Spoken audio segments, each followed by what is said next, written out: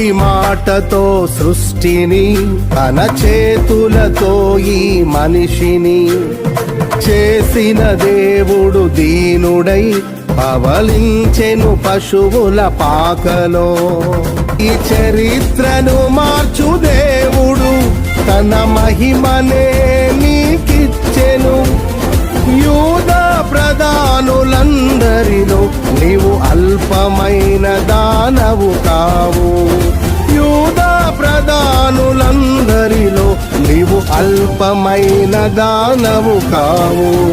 స్తుతియో మహిమ ప్రభావము ఎల్లవేళల ప్రభుకే చెందును.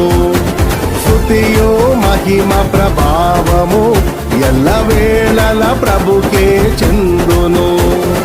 రక్షకుని జన్మస్థలమా యూదయ బెత్లెహేమా, ఆరాధనలకు ఆరంభమా, హృదయార్పణలకు నివాసమా.